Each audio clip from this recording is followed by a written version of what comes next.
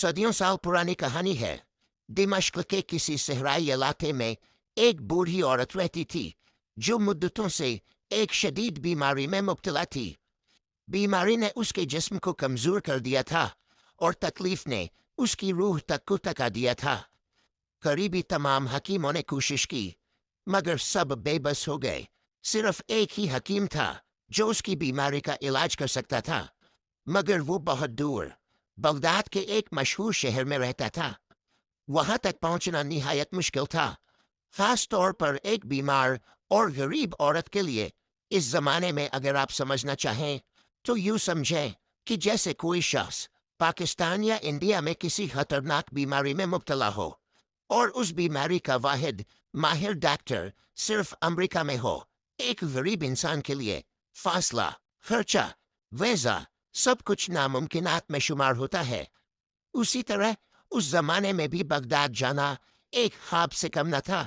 उस बूढ़ी औरत का अल्लाह पर ईमान इतना मजबूत था कि वो हर हाल में यही कहती, अल्लाह ही मेरा निगहबान है। वही हकीम खुद चलकर मेरे घर आएगा और इसका सबब अल्लाह ही बनाएगा।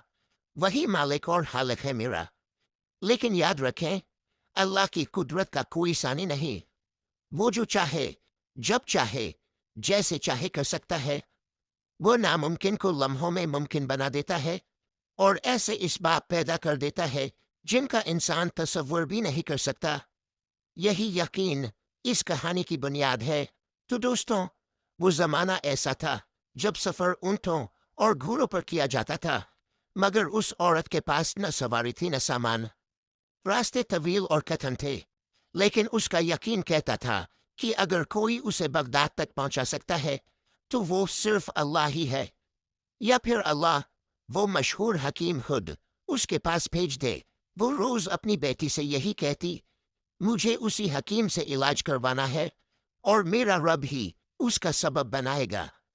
उसकी बेटी अक्सर माँ की बातों पर हंसती थी क्योंकि उसे ये सब एक ख्वाब लगता, लेकिन अल्लाह जो करता है वो इंसान की अक्ल से बालातर होता है। बूढ़ी औरत ने मोहल्ले के अमीर लोगों से मदद मांगी, मगर कहीं से कोई मुस्बत जवाब न मिला। वो दर्द और मायूसी के बीच बेबसी की जिंदगी गुजारती रही, अपनी एक बेटी के साथ गुर्बत और शदीद बीमारी का सामना करती हुई। वो दिन ब दिन कमजोर होती जा रही थी। बीमारी इस हद तक बढ़ चुकी थी कि अब न इबादत की ताकत बाकी रही थी, न खाने पीने की हिम्मत। कभी खाना खा लेती तो कभी सिर्फ पानी पर गुजारा करती, मगर इस सब के बावजूद उसने अल्लाह के दरबार का दरवाजा खटखटाना नहीं छोड़ा। वो हर वक्त अपने रब से शिफा की दुआ मांगती रही, यकीन के साथ, सब्र के साथ। वक्त गुजरता रहा और फिर एक रात, जब हर तरफ सन्नाटा छा चुका था और सारा मोहल्ला नींद की आगोश में था, अचानक दरवाजा जोर से खटका। बाहर से एक आवाज आई, बहन, क्या कुछ देर के लिए जगह मिल सकती है? सुबह तक रुकना है। उस औरत ने सोचा, शायद कोई मुसाफिर है जो इस सुनसान वक्त में मदद का तलबगार है। उसने दरवाजा खोला तो बाहर दो अजनबी मर्द खड़े थे। उनकी हालत निहायत खराब थी। लगता था कि लंबे पैदल सफर की थकन ने उनके जिस्म चेहरे से रंग निचोड़ लिया हो। प्यारे दोस्तों, आगे बढ़ने से पहले एक छोटी सी गुजारिश है। आप सब कब के पास गई और सारी बात बताई, मगर माँ ने पहले इजाजत न दी। कहा, हमारे घर में कोई मर्द नहीं, ऐसी आधी रात को अजनबी मर्दों को कैसे अंदर आने दूं? मजबूरन उन मर्दों को वापस लौटना पड़ा। वो दरवाजे के साथ ही बैठ गए। नडाल और थकन से चूर औरत की ममता जाग उठी। उसे उन दोनों में अपने बेटे नजर आने लगे। दिल भर आया और उसने बेटी से कहा, बेटा, उन्हें अंदर बुला लो, मगर दूसरे कमरे में रखो। खाने पीने का इंतजाम भी वही कर दो। ज्यादा बातचीत से गुरेज करना। अल्लाह ने उन्हें हमारे दर पर भेजा है, हमारी आजमाइश है। हमें खिदमत करनी है, लेकिन अपनी हया और पर्दे का ख्याल रखते हुए। कुछ वक्त गुजरा और फिर बूढ़ी औरत की बेटी ने घर में जो कुछ मौजूद था उससे सादा सा खाना तैयार किया, पानी दिया और दोनों मुसाफिरों के लिए दूसरे कमरे में सोने का इंतजाम कर दिया। दोनों मुसाफिर कमरे में जाकर सो गए। जबकि बूढ़ी औरत रात भर दर्द से कराती रही। नींद आंखों से कोसों दूर थी। वो फरियादें करती रही और दिल ही दिल में उन अजनबियों पर भी नजर रखी हुई थी। सुबह की अजान हुई। दोनों मुसाफिर उठे, वजू किया, नमाज अदा की और जाने लगे। जाते हुए वो बूढ़ी औरत से दुआएं ले रहे थे, मगर जब औरत ने उनकी इबादत और परहेजगारी देखी तो मोहब्बत से रोक लिया। बेटा, नाश्ता किए बगैर मत जाओ, अल्लाह ने तुम्हें हमारे दर पर भेजा है। ये सुनकर दोनों आदमी रुक गए और उनमें से एक ने नरमी से पूछा, अम्मा जी आप बीमार लगती है, क्या हुआ है आपको, कब से परेशान है?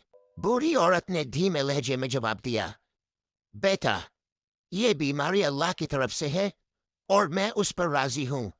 मेरा निगहबान सिर्फ मेरा रब है।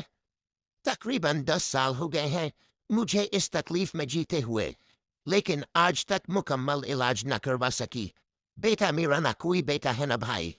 शौहर भी 10 साल पहले अल्लाह को प्यारे हो गए। बस मेरी एक बेटी है और मेरा अल्लाह है, वही मेरा सहारा है।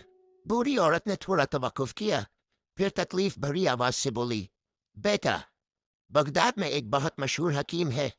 सुना है कि उसके इलाज से कई लोग अल्लाह के हुक्म से शिफा पा चुके हैं। मैंने भी उसका नाम सुना है। दिल में उम्मीद है कि शायद मेरी बीमारी भी ठीक हो जाए। लेकिन बेटा, मैं मजबूर हूँ। इतनी दूर जाने की न सकत है न वसाइल। ये सुनकर दोनों मुसाफिरों ने एक दूसरे को चौंक कर देखा, जैसे वो कुछ जानते हो या किसी हकीकत से वाकिफ हो।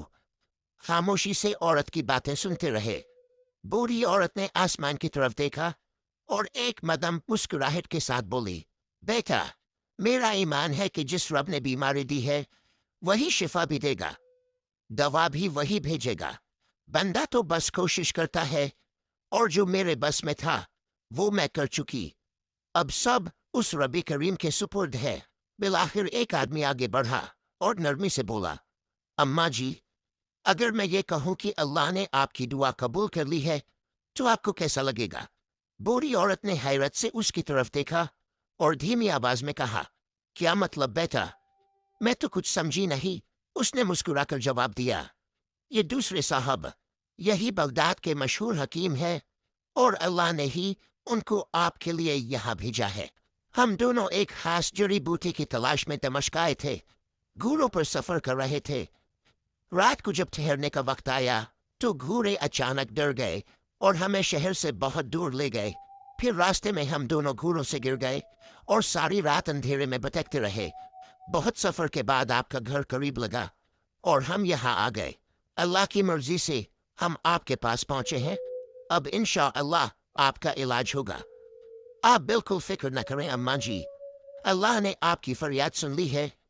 ये सब कुछ किसी मामूली इत्तेफाक का नतीजा नहीं, क्योंकि न मैं आपसे वाकिफ हूँ न आप हमसे, बल्कि ये सब रब की रहमत का इशारा है। लिहाजा दोनों मुसाफिरों ने नाश्ता कर लिया, फिर बूढ़ी औरत का मुकम्मल चेकअप कर लिया और फिर रुखसत होते वक्त उनमें से एक ने कहा, अम्मा जी, फिक्र न करें, आपका इलाज अब यहीं घर पर होगा। मैं अपने बेटे को भेजूंगा, वो आपको दवा दे जाएगा। दवा भी वही लाएगा जो सिर्फ हमारे पास ही दस्तयाब है। यहाँ तक कि बूढ़ी औरत के अखराजात का खर्चा भी डॉक्टर ने अपने जिम्मे ले लिया। कुछ वक्त गुजरा, फिर वाकई एक नौजवान लड़का दवा लेकर आया। वो हकीम का बेटा था।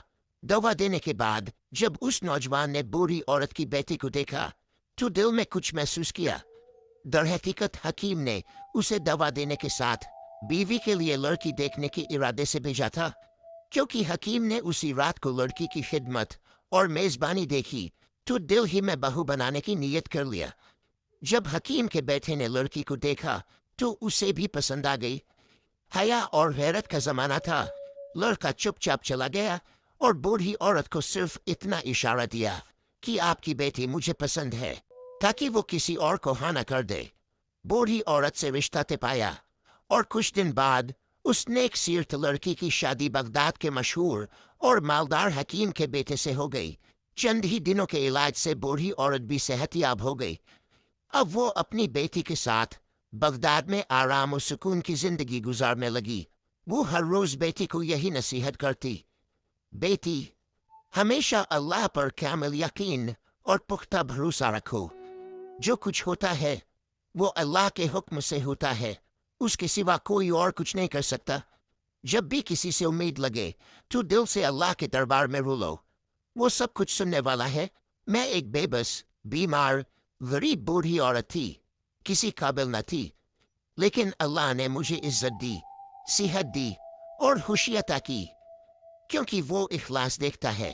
تو پیارے دوستو، اس کہانی سے ہمیں ایک اہم سبق یہ ملتا ہے کہ مشکل کوئی بھی ہو، دل سے اور اخلاص کے ساتھ صرف اللہ کو پکارو۔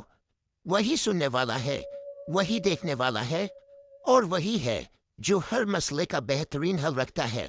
اگر کبھی کوئی دعا قبول نہ ہو تو یہ مت سمجھو کہ وہ رد ہو گئی، بلکہ اس میں یا تو ہمارا بھلا نہیں ہوتا، یا ہمارے اخلاص میں کمی ہوتی ہے، یا اللہ اس سے بہتر وقت اور صورت کا انتظار کروا رہا ہوتا ہے۔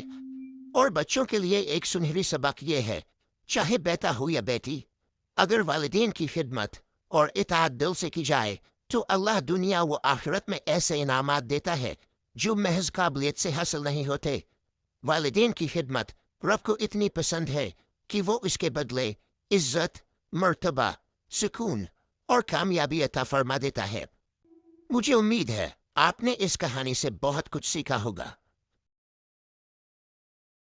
Subscribe to my channel.